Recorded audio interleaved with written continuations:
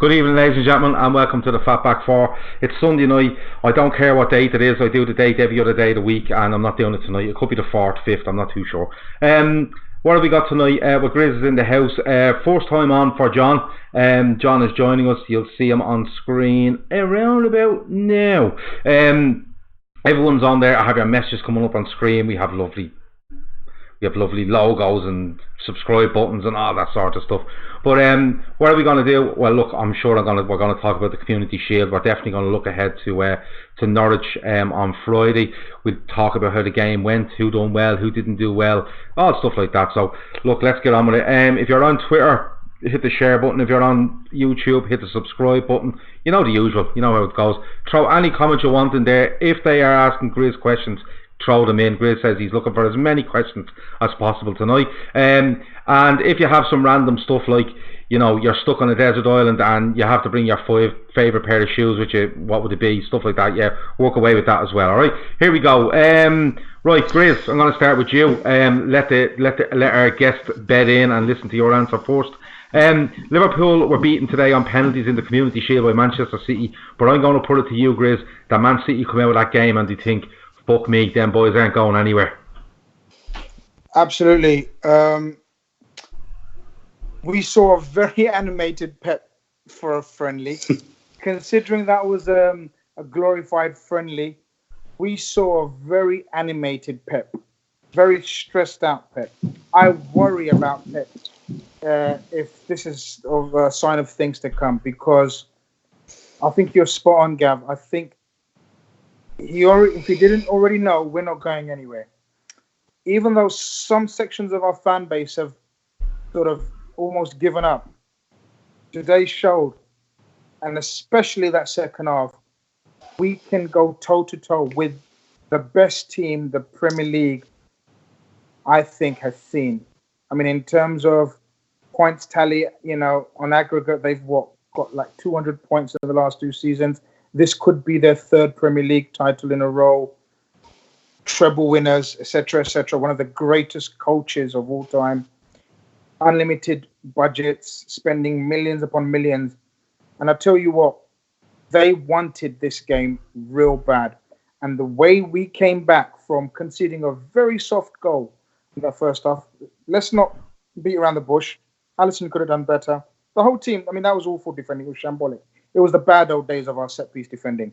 But to show the mental strength, me and John were discussing just previously before we went on live, like to show the mental strength and courage, Gav, against such a technically gifted side, and to pin them back without ever them having many, apart from that Sterling chance where we thought the game's going to stop, right? They didn't even sort of step into our penalty area. I think that was a very, very good sign of things to come for the up-and-coming season. Yeah, you know what? I just thought that the first half, I thought we were poor. I thought we looked a bit lackadaisical. I thought we looked a bit lethargic. I didn't think the pitch was great. I thought for both sides, I thought the pitch looked quite slow as a pitch. But, you know, look, overall, I thought the second half we were outstanding. But I'm sure we get into the into the game on a you know, minute by minute basis, I suppose, if you want to call it that. But John, for you, you know, a lot of people said that this game, it could be one of those where if Liverpool beat City 2 or 3, or City do Liverpool 2 or 3, it could have a real effect on the season going forward. I didn't think that, but were you worried going into it, or did you think this might have an effect? And did it kind of show in the first half of you that Liverpool were a little apprehensive about it? I felt there was a degree of anxiety amongst all of us as fans, given that the pre-season has been more laboured perhaps than anticipated. Things seemed to come together against Lyon. And I think for me, watching the first half, initially I was thinking, man, what I really don't want to see is that City run riot here. And then in the early part of the first half, it felt like they were creating a lot of chances. Sterling looked very dangerous. We looked sloppy, asleep at the back. I'm always conscious that we train hard in half of the season, but you're realising that this season's starting very early and City are very much our direct competitors. And it was concerning to see that they looked so sharp and we took a while to engage. Where I took strength was our second half performance. We really got a grip of the game. We came out and I think we showed the mettle of champions. We showed that we weren't intimidated by how City were starting. And in fact, actually, we rose to the occasion. And I think that speaks volumes about decisions to maintain the current squad, to sign everybody. There was a little bit of me thinking in the first half going, if this doesn't go well, you know how Twitter's going to be. We should have freshened up. We should have brought in a couple of new faces. And you know what? That is the instinctive response. We all know that Bob Paisley said that you strengthen when you're ahead. But I'm also conscious that when we point out other seasons when we have come close, when we've brought in other players they weren't the right players, and we lost key players who made a difference. Losing people like Xabi Alonso was not compensated by bringing in Aquilani. So to hang on to our best players and to see that performance without Sadio Mane, who was our best player, I think, coming into the final furlong of last season, I think left me feeling that, yes, it's disappointing not to win. Penalties, probably the most frustrating way to lose a game. But we came out of that having really rattled City. We hit the post, I think, 3 times. We had 1 goal cleared off the line. We had one that my gut said was over the line, but the computer said it wasn't. We come out of that, okay, we lost the game, but I think City go away knowing that we haven't given an inch, and I think they know that we're going to be there all the way through this season, and I think that's the key signal we wanted to send today. Liverpool, Chris asks, is there any transfer news coming up? We will. I don't think there's any news, but I think we'll have a little chat about the transfer window. We definitely will. There's only 4 days to go, is there? 4 days to go. Kev O'Sullivan says his biggest worry going into the season is Origi on the left.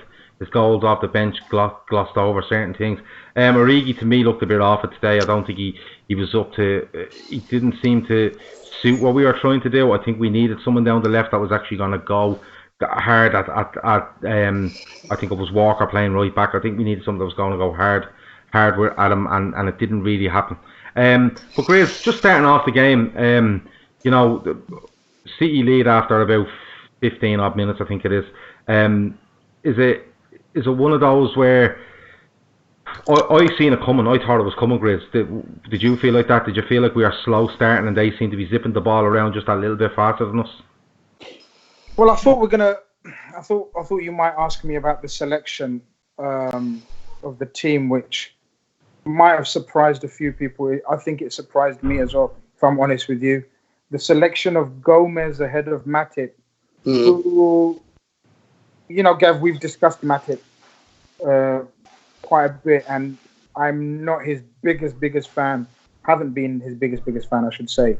But credit always where credit's due, and the guy hasn't put a foot wrong last season. I mean, I really don't remember him having a standout bad game. And in fact, many would argue, come near the end of the season, he was probably our best centre back. There was times where, even the great Virgil van Dijk seemed a bit off his game, and Matip was absolutely immaculate. So I think it was a bit of a surprise in terms of Gomez starting, but I can understand because Sterling's been playing through the middle all pre-season, and so he thought Sane and the pace of Sane, Sterling, maybe Joe would have been better suited than Matip on that right centre-back position. It looked as though we were pressing them very high. We normally play a high line in terms of defence, but I don't think the connect between the midfield with the defence or the midfield with the attack was quite right to play that high line so early. We settled down, but as you say, that first 15, 20 minutes, they did target Trent, who has been a little bit ropey, let's just say, pre-season, and you could see clearly it was a tactic to get in behind him. As a result of that, young Joe Gomez was sort of trying to cover 2 positions, if you know what I mean, and kept getting caught out. It was a bit of uncertainty. We sorted that out, but yeah, in that first 15, 20 minutes, and sort of the goal was quite shambolic, wasn't it? Our set-piece defending has been a bit iffy in pre-season. I have no doubts that will be ironed out once the real stuff starts. Sorry, but yeah, it's like, I mean, look, we say that they had a few chances, but we had a couple of clear-cut chances as well. I remember Bobby Firmino, who looked absolutely sparkling today. very good to see him in such good nick so early on. Normally he comes back drunk, isn't it, Gav? Yeah, just a little bit. He looked really on it today, really on it. So yeah, I mean, look, that first opening 20 minutes could have been 2-2 and no one would have grumbled. But yeah, they took an early goal lead, which set a couple of alarm bells in the way it was planning out at the time. Yeah, I did honestly feel that we were just that little bit off it. We seemed to be just adjusting to their shape. I think it might have been, they were attacking us down Trent side all the time. Salah seemed to be caught between, trying to stay up against his fullback, but then they were trying to overload down Trent side anyway. So it was a bit of a, I suppose it was just one of those where we tried to adjust. I thought we got into the game, John, as the half went on. I thought yes. one thing I did think was I thought we got into it. I thought we got in behind them a few times, but they got behind us a few times as well because our line was quite high, and with the line being quite high and us not putting enough pressure on the ball, the likes of De Bruyne was breaking through. Your man Rodri was looking for that ball in between centre half and full back all the time. Yeah, but we seemed to grow into it as the first half went on, didn't we? And then the second half, Klopp has a word, and we really started to look like we absolutely suffocated them second half. Yeah, I think De Bruyne ran off Robertson a few times as well with runs that seemed initially very simple, but again, he's extremely good. He times them very well. I think they look for the diagonals to hit us in the fullbacks. I think that Trent is traditionally targeted because everybody else is so strong. I think that Gomez, interesting choice. I was guessing maybe that because he's been injured, he came back early, maybe to training. Maybe he's looked a little bit sharper. Maybe there's a little bit of saying to Matip, this is what you've got to do to be in the team. There's no favourites. We all start from zero. But we did look much stronger, I think, at the back when Matip came in and Gomez moved to right back. They certainly they weren't able to use that our right side as a potential vulnerability. But I think the pluses for us in the first half were that Salah was getting in behind Zinchenko with real pace and power. And okay, so he didn't hit the goal. He didn't score a goal today, but you talk about getting into the right positions, and he did it again and again and again. And he actually did a lot of the hard stuff, making it look very easy. He also looks very strong. He's got more powerful since he's become the sort of dominant goal scorer for us. But I think that for us, what was interesting for me was that most of the changes that we made were bringing on attacking midfielders. And I know that we look for people with a variety of midfield skills, but Lallana looked very good. Shaqiri looked very good. People were bringing an awful lot to it. I think overall, I mean, there's a lot to be happy about today. I mean, we go into this thinking we've come out of this showing City that we are as good as we were last season, and we're not going to be shrugged off. But yes, it was the first half was a little bit trying for me. Yeah, Mikey says there that Hendo, Genie and Fab, there was zero creativity. It needed Keita or Ox or crying out for a 10. I agree with him there. I thought Fabinho was okay. I thought Henderson, he stayed on the pitch for I think it was nearly the entire game, was it? Or maybe no, he got subbed late on, but he was really flagging from about 70. And then Wijnaldum tried, but really couldn't get into it. I thought in the second half, Keita's ability to drop deep and take it and move with it was a big thing. So I agree with Mikey there on that. Somebody says I thought Keita looked dangerous for us today. It was interesting to see because last season obviously we expected so much from him. We'd all tracked him when he was still at Leipzig, and we could see that he offered this ball-winning ability as well as this ability to link with the forwards and get forward and score goals. And today it just seemed like the ball was running for him, like his foot was getting to the right place at the right time, like they're 1 second early rather than 1 second late. I thought Henderson and Ginny did struggle in the first half in midfield. And I know that there's the traditional complaints about Henderson being very orthodox, but I wonder how much of that is down to the fact that their game is based on athleticism and we're coming out of pre-season and they've been training hard. But also, you know, there is that sort of thing when you talk about what you think you might fantasize about us buying in midfield as someone with a bit more creativity. So it was nice to see that Lallana could link play. He had some marvellous moments of very deft footwork, creating a chance for Keita that he couldn't put away. And Keita, again, starting to sparkle going forward. Fabinho, I think, in the first half looked a little bit isolated and sluggish initially, but he battled his way into the game too. And you kind of come away thinking that Again, we have a great blend of different abilities in midfield. It might largely be rugged, but that's the nature of how we play. We want midfielders who can get up and down. They need to run all day. They need to be able to tackle as well as support the attack. And I think Ox will take some pleasure from that, because I saw him being interviewed saying that he'd find pre-season very difficult and very tiring. And again, from a long time out, you imagine it is playing with this regularity. But Grizz, you pointed out that the Charity Shield is a glorified friendly. I would have loved to have won today. I can't pretend that I wouldn't. I tweeted that I'm gutted we didn't win, and someone pulled me up saying, behave, it's just the Charity Shield. But, this is Liverpool, and winning games sets a standard for what we want to achieve. But given that we didn't win, it's nice to come out feeling we bloodied Man City. They know they were in a fight. You could see they were nervous. You could see how angry Pep was about that 50-50 clash when Silva went down, two players with their foot up. So it's good to know we left our mark, and it was the closest possible margin to lose. I just, in passing, was remembering before that we beat Man City in the FA Youth Cup final in penalties earlier towards the end of last season. And that was very satisfying, I think, not least because Larouci was our best player in the day, but also because it was at Man City and Pep was at the game, and it was amusing to watch him get up and storm out when they missed their penalty and knew they'd lost. So I hoped that we could carry that forward, but, it's not the end of the world. No, it's absolutely not. Grizz, looking over the whole game, he goes with a starting lineup that I probably expected them to do. A couple of questions coming in here, Grizz, so I'm going to give you two, okay? Is that lineup the lineup you will see against Norwich on Friday? And two, have we indeed got Pep Guardiola even more freak than we had him last year?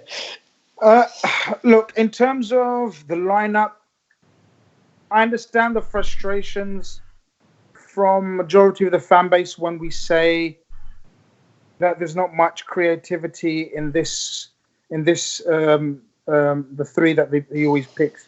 But I do think he's always going to pick this against the likes of Man City, just because of the sheer running power, ability, power, combativeness, of that three.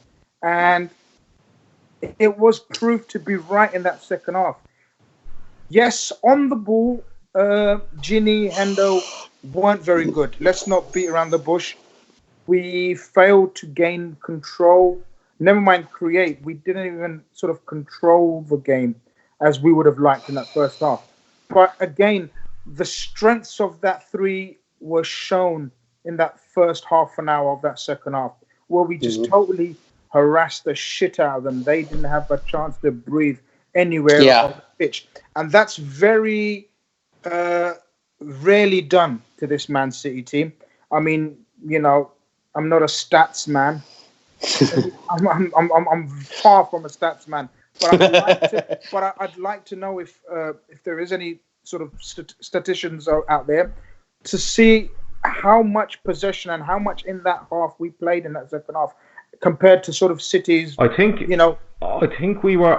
had about 60% possession in the first half, and it ended up with us having around 59% possession. There you go. Wow. That is. Sorry, now, somebody also says there that Barry Carr says Henderson wasn't awful, just a few poor forced touches. No, I don't think Henderson was awful at all. I just thought Henderson was. They were all trying in midfield. It just wasn't clicking for them, and Henderson just looked out on his feet after 70-75. Yeah, it's just to single out anyone, I think, would be very unfair. Agreed. As a team, we were lackluster for that first 45 minutes, and apart from Mo, who had probably one of his best games without scoring, he was an absolute menace to Man City. I thought Bobby, as I've touched on before, looked very good. My thoughts on Big Div. I can't stand him on the left. He's a legend. He will go down in history as an absolute legend, and I'm forever in debt to him. But I can't stand him on the left. Now, I don't know if I've got any, again, statistical evidence to back that up with, but he just looks lost to me, Gav. I don't think he's got the guile, the intelligence, the touch to play out wide and left. His attributes, for me, are suited to play through the middle. But hey, I'm not going to sit here argue with Klopp. If Klopp thinks he can do a job out on the left, then I will back it. It's just my personal opinion. We can, and that's the one I tweeted that a few days ago. I would love if and I'm not one of these guys who plays FIFA and manager on PlayStations and think we can sign 5-6 players to fix all our problems. But if there was one position or one role, if someone could offer me one position we could improve on, it would be that left wing alternative to Sadio Mane, because I really don't think we've got a like for like.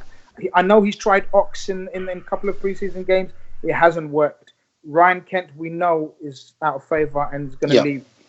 I just don't think we've got a like for like in terms of the quality. I mean, we're not going to get a quality of Sadio Mane as a reserve, but someone just under the quality of Mane. But you see, Chris, my argument is that if you buy somebody for the left wing, you put Mane in the middle of the pitch. Well, yeah, I can play as a 9, or he can play in the right. You're right. He can play the middle of the pitch. Just a few stats for you. We had 42% possession in the first half. We had 64 in the second half. We had 310 passes to their 177 in the second half. We had 17 shots to 8. Mikey says it was a hot day, dry pitch. Yeah, Mikey, that was a massive thing for me, especially in the first half and throughout the game. The ball, when they were trying to get it to, say, Salah, and even City trying to get it to their players, you could actually see the mark on the grass as the ball was rolling. It was like it was too long, Pep must have thrown the groundsman a fiver to keep it a little bit long to stop it. Are we getting any transfer news on Monday, says Kula King. I'm hearing rumours. Tell us the rumours you're hearing. People are asking, is there any updates from Grizz on Fernandes or Coutinho? I don't think there is anymore. I think he just what he said the other day with regards to Coutinho talks, and we'll see how it goes. Yeah, we stick by that. Avi Hantra should be around. He's usually around watching. Barry Carr, I think it was Barry Carr wants to know, is it Avi or Barry buying the champagne? You can decide that between yourselves. But just move, and people are just telling me here that there seems to be a connection problem with regards to the stream. It's actually a Skype problem. So what I've done is I've actually removed the lads off the screen to try speed up Skype so we can get the audio through a bit better. If it is still acting up, let me know. But there is a Skype problem. I can see it on my computer here as well. But what was I going to say to you? Let's look forward to Norwich, okay? So it's the first game of the season. We were talking about this in the Fatback 4 Daily last night. A few lads were saying that, look, it's one of those. I hate playing promoted sides early in the season. It's their cup final, and other people are saying, yeah, but we're at home and different things. All things being equal, Grizz, this should be a standard 3 points for Liverpool. And you know something? I don't mind losing that on penalties today, because I get a horrible feeling that Norwich are about to get their arse kicked on Friday, because they're going to be singing a bit from this. What do you reckon, Grizz? Well, I hope so, Gav. I mean, as me and you and a few other lads are going to be going to the game, we're hoping it's a party atmosphere, carnival type atmosphere with the first game of the European champions. Does anyone know? Do we get a parade of the trophy before a game or anything like that? Is there anything of that sort? No, there won't be.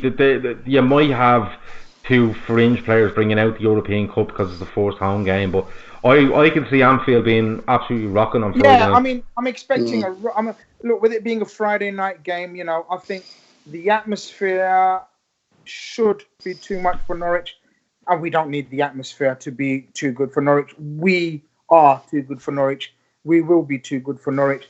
They're a very good team. They are a very good team.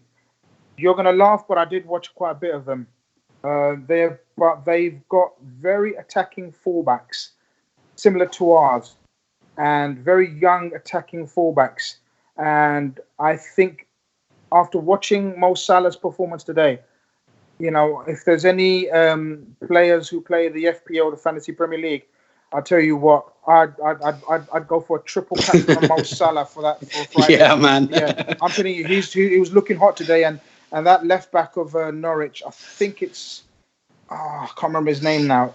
Did we have a look at him? We link with him at some point. Is there Robertson? I think it's Jamal Lewis, because we were interested in him. Quick gets forward, yeah. I think Mo Salah could have a field day if they try to play their normal game. Norwich are a footballing team, and you know what we're like against footballing teams. We absolutely if they decide that they want to start playing short goal kicks to the 6-yard box and trying to play our way through us, it could be an absolute massacre. What was I going to say? Grizz, pick me a team for Friday. I think it's difficult. I think Matip's got to get back into that team. I think I've got a feeling he probably brings Matip back. I think there'll be plenty of rotation this. But does he drop Gomez? Does he drop Gomez? Because Gomez obviously filled in very well for Trent, but I guess against Norwich, you don't feel they'll put Trent under as much under pressure, so he can rampage. Yeah, exactly that, John. Exactly that. Even though Trent didn't have his best game, he's still got weapons in his armory that will help us at home to Norwich. I think the midfield is where we change it up. I can see definitely Naby starting, possibly ahead of Ginny. But what about Ox in there instead of Hendo? I can't see Ox starting yet, John. I know we've been very positive and we've been very upbeat. The slight concern for me in this pre-season is to be expected. It's not really a concern. I'm just maybe being sort of harsh, maybe slightly overcritical. But Ox, I think we're going to have to be patient with Ox. Yeah. And it was very good that he noticed himself. It just shows the intelligence of the kid. And, he knows where he is. He was disappointed in his performances.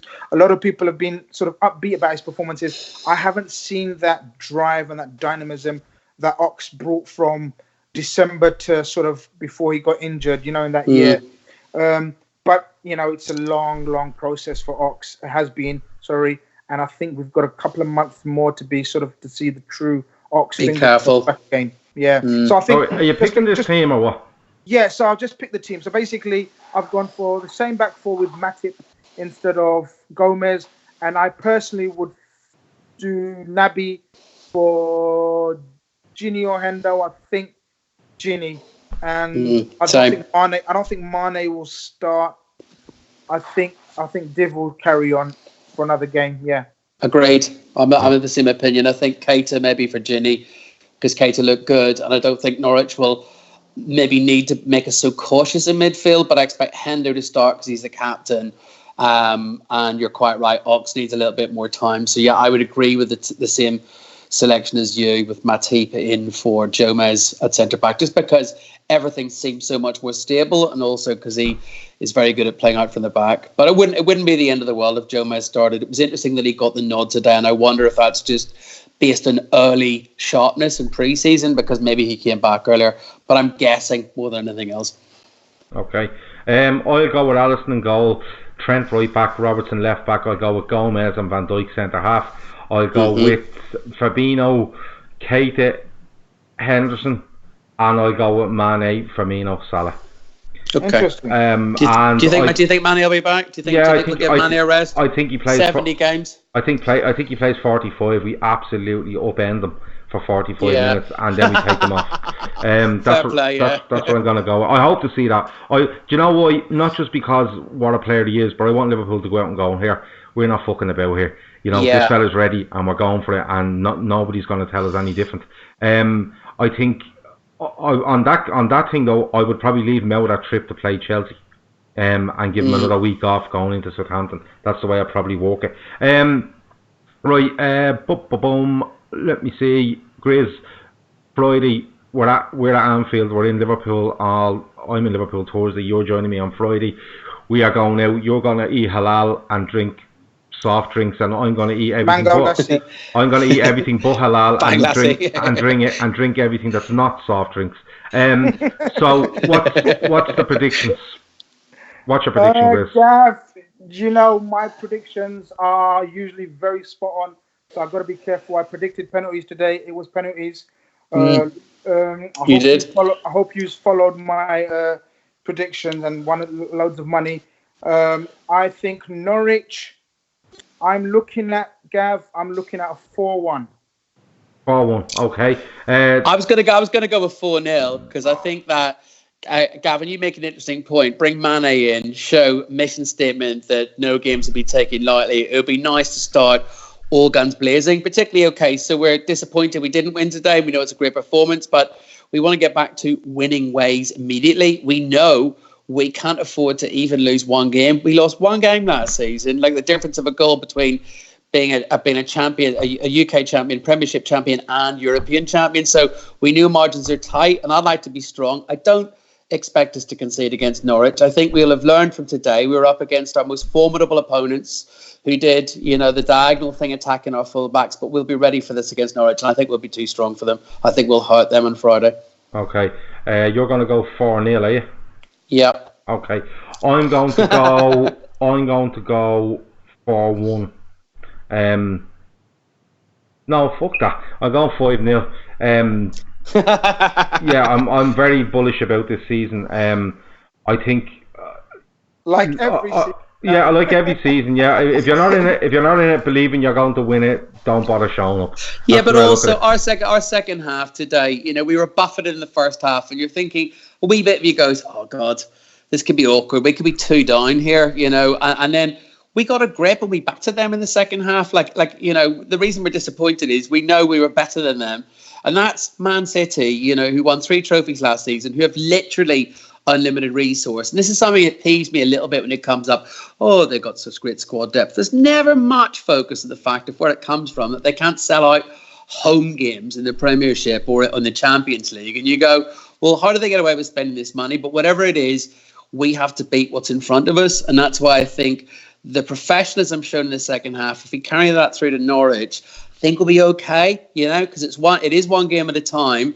So let's crush Norwich at home and set a marker for what we're going to do for the rest of the season. And whether we rest Mane for Norwich so he's super fresh for Chelsea or not is debatable. But there's enough in that first team today we showed against Man City that we shouldn't be too concerned. Touch wood, of course. Never want to be unprofessional about anything, but I'm quite bullish. Yeah, you know something. I think looking into it, I think we need to set our marker out. I think you're right. I think we need to go into every game. And the first half today, we looked like we were finding our feet. The second half, we really looked like we hit our stride. And to be honest with you, if that game goes on another 10 minutes, I think we beat them. Yeah. Toxic Calamari says the same prediction as Gav. Yeah, that's because I'm sound. You know yourself. Just a quick one before you probably close it. Yeah. We were discussing this before, and I don't think we've touched upon it. Who was our man of the match if we go around one by one? Interesting. Okay. John, I'll let you go first. Well, you know what? I tweeted Lallana, but I know that part of what my thinking is, I get disappointed with our fan base needing a constant need for a scapegoat. And they go, some of the stat lads go, oh, well, I would sell him straight away. And you're going, man, he's been injured for 2 years. He's got a big contract because he earned it when he was 28 and Spurs wanted him. I really liked that he sparkled today. I loved his deftness of feet. I love the fact he offered something different and he looked a bit quicker than he did when he was sluggish at the end of last season. But really, I suppose you have to look at Van Dijk, who, again, is rock solid. City try and play away from him because he's so dominant. And also because that back four got its act together in the second half and we didn't look like we wobbled. I think that Naby Keita sparkled a little bit when he came on, and I really like seeing that because, as I said before, we expected so much last season and it took to the final third of the season before he really started to show. But great to see him firing now towards the end of pre-season. I think that means for me, I want to see him start against Norwich and play on. But you know, I'm interested to hear what you guys think. Who stood out for you, Grizz? Who was your favourite?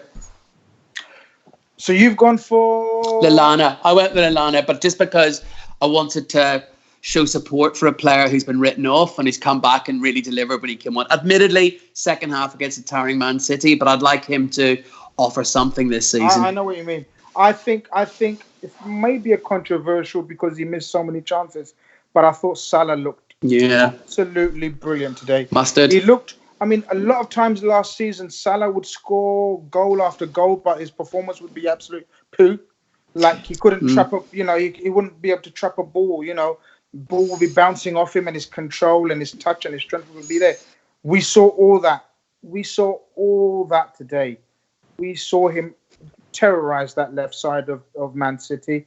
Just the finishing wasn't there, or the final pass or the final shot wasn't there. which will no doubt come. But for me, I think I'd go for Mo Salah. Gav? Yeah, he's going to hurt Norwich, isn't he?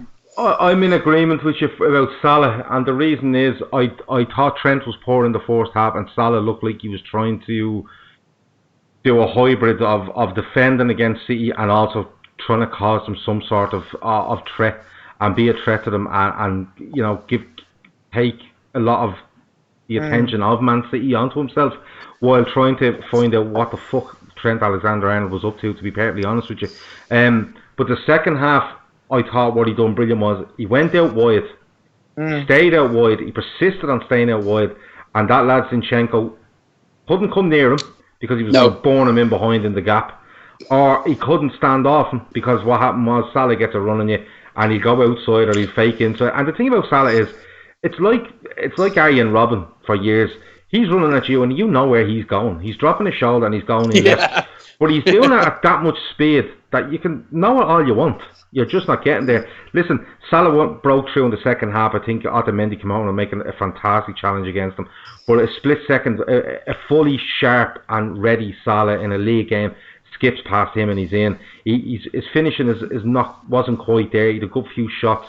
He's a header that saved off the line when he should have really scored the first chance. But the option he gives us in the second half, and he literally goes from you know, covering his fullback first half to just terrorising them second half. And you have to remember, City were tiring, but the reason City were tiring was because if you look down that side of the pitch, the energy was gone out of them. The only energy they were showing was down the right hand side when De Bruyne was trying to get down there, and maybe if Sterling was down the middle. But anything for Jesus down the left and Zinchenko, they were gone. They were out on their feet. Rodri was out on his feet, you know. So I think not just on the ball Salah, I just think everything he done today really affected their game second half, and more importantly affected their game because they were trying to adjust to this guy just stepping it up from probably 75 to 90%. So I have to give it to Salah after saying all that, really, don't I?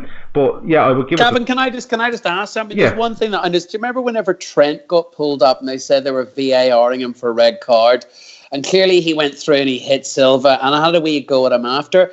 I hadn't noticed Silva causing much trouble off the ball, but clearly he's not popular with our team, and Trent definitely went through him, and fair play to him because that's part of the game. What did you see? Was it just niggles or no? Do you know what I think it is with Bernardo Silva? And as much as I admire City as a football team, and not so much as a club, but as a football team, as I admire them, I admire their manager, I admire what they do. You know, and they're a fantastic football team. But if you look through their team, you know, Walker, Stones, Otamendi probably not as much, but the likes of, if you look through the players in there, Sterling, David Silva, Aguero, they'll all put their foot in, they'll all get stuck in, they can take a little shoulder, they can take a tackle. He seems to be the only one that can't. Now, people have said, oh, what an engine on Bernardo Silva, and he's so this and he's so that. Don't get me wrong, he was fantastic last season. He's a good player. But the one thing that gets to Bernardo Silva and stands him out from the rest of the City team is when he gets hit, he goes down extremely easy. And I think that gets on Liverpool's players' nerves. I think there's a mutual respect between both teams that, listen, we'll play football at 100 mile an hour, we'll hit each other hard and fair, and we'll see who comes out best. Man's game. You know, and it's a fair game, whereas I think he doesn't adhere to the rules as much, you know. I don't think. I'd quickly just add to that. Quickly, I know we're running out of time. No, I have all night. I don't think it's the fact that he can't take it, Gav. I think it's the side to him where it reminds me, because I made a tweet about him comparing him to Herrera. He has a snide side to him. Yes, and it's the running to the referee, which he constantly does. That's what irks the likes of Robbo in that second half, who went into him hard. You know, he's always got a thing to say to the referees, and for most professionals, that's the most irritating thing. Yeah, you know, when you've got a fellow player who's just, he will not engage with players. That's what's snide about him, Gav. Yeah, because you get the type of players where just stand up to another player, give it the verbals, give and take, no problem. He's the type to ignore the players and run to the referee. And that's the most annoying thing. You know, when you're having a go, where are you running off to, you stupid little... And he'll ignore you and run up to the referee and say... Yeah. But you see, that's what I'm saying. Like, if you look at City and Liverpool over the last couple of seasons, particularly since Pep arrived, there's been hard games, really hard games. There's been plenty of tackles. It's been physical. It's been 100 mile an hour. Yeah. But there's never been anything nasty. Never. Now you could talk about Mane getting sent off and Ederson, but for me that was a fella with his eye on the ball. You know, it's a striker, and a goalkeeper who's 40 feet out of the blocking area. Forget my language, sorry. But no, you can course all you like. But to me, there's been nothing nasty in it, and I think despite them having a little niggle at each other, they kind of, I'd say both teams walk off. They go in the players' lounge and they go, "Good game," you know. Whereas this fella just doesn't seem to be on the same page as the rest of them. Now it may come where someone might say to him, you know, you might need, when these games come along, this is how they're played. We know each other and that's it, you know, that kind of way. But we'll see how it goes. Lads, the last 10 minutes I have to get on to some transfers, because if I don't answer some of this stuff, the people that are watching are going to have me strung up, and they're going to I don't know, send a pallet of lilt to me house or something like that. News tonight, but Grizz, that Diabala is staying put. Lukaku is staying put. United have offered 55 million for Glenn Murray. No, that last bit's not true. Dybala's turned them down, hasn't he? He said he's not going. They're saying they've walked away, and you're like, he said no. No, he's. I think he wants something like 350 grand a week to compensate the fact that he's in the Europa League. I don't think they're willing to do that, because let's be honest, they've done that with a few players and it just hasn't worked for them. So, do you know what? I'm going to go back to the question that I've asked for the last couple of weeks, and on the Daily Show we talk about it daily because it's the summer. That's what it's there to talk about. You know, some people have said to me, "Are you going on about transfers again? What would you like me to talk about? We can talk about Coronation Street. I don't really mind.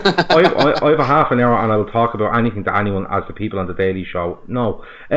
So. Rimmer 88 LFC makes a good one. Company on Salah. I think that's a nasty one. I think that's a nasty one. Mistimed, but you have a fair point there. Liverpool versus everybody says Salah was atrocious today. I slightly disagree.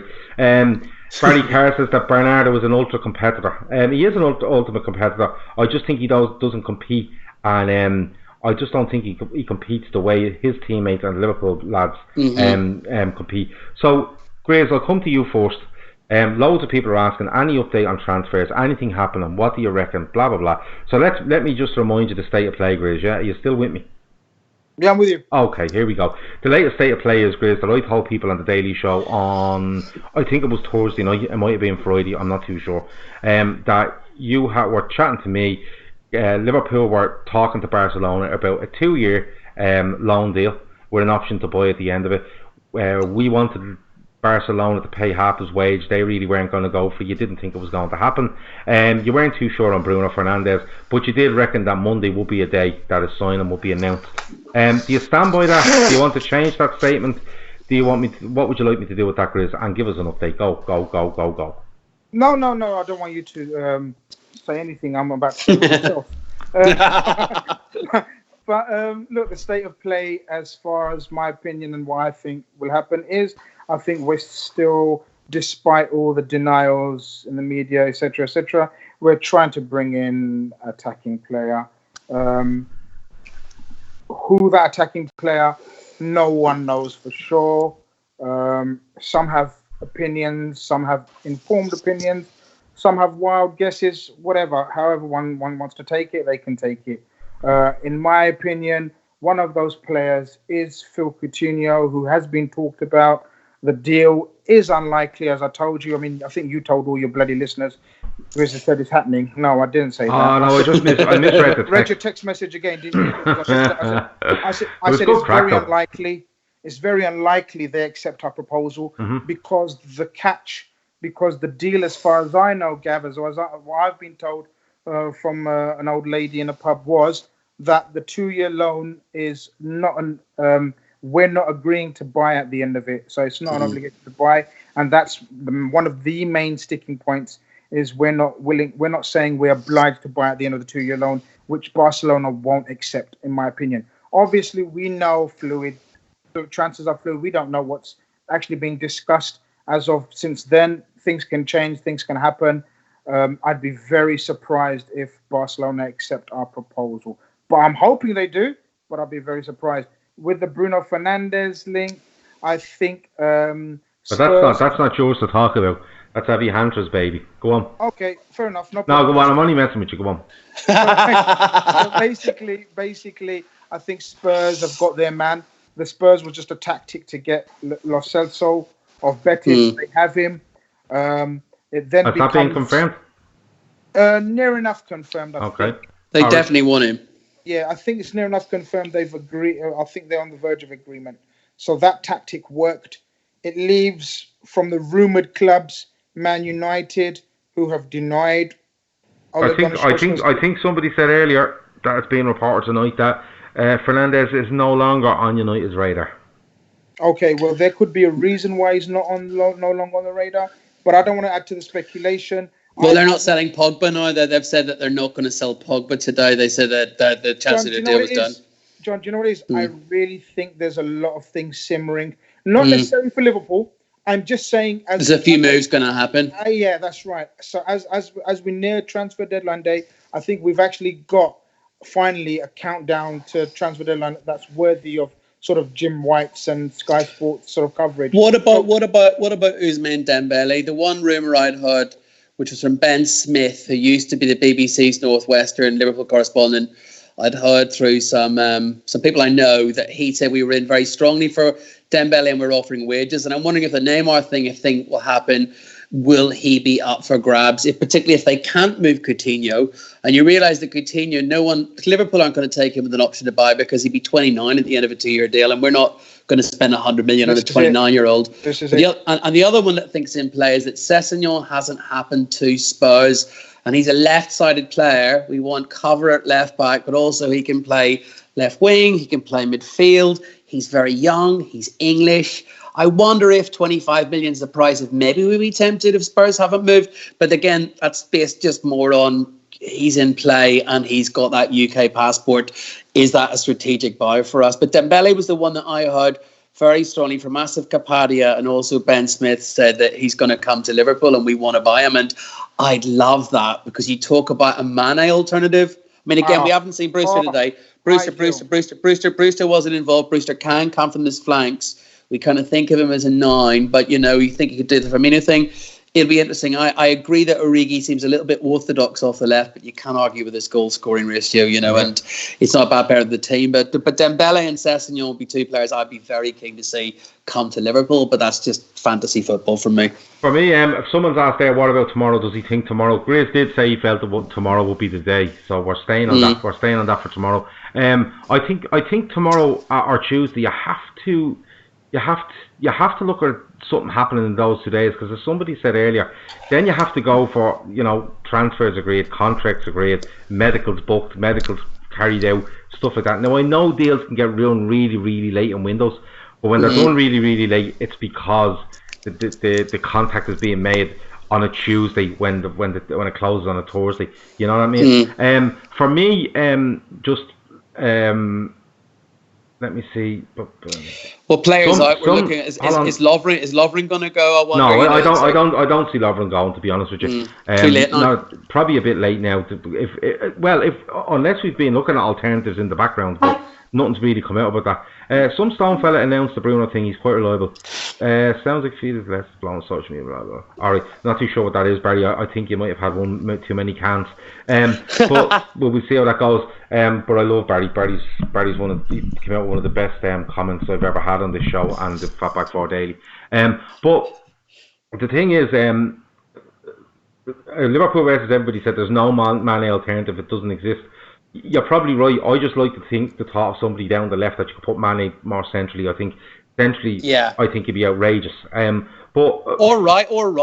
That's the thing with Mane. He used to come off the right, but he comes off the left. He can come through the middle. I mean, he's mega. But Dembele's got that 2-footed thing, so he can play left or right, and maybe he'll emerge as a 9 that comes through the middle. But again, he's different, and we like options. And anyway. Sorry, I'm rhapsodizing.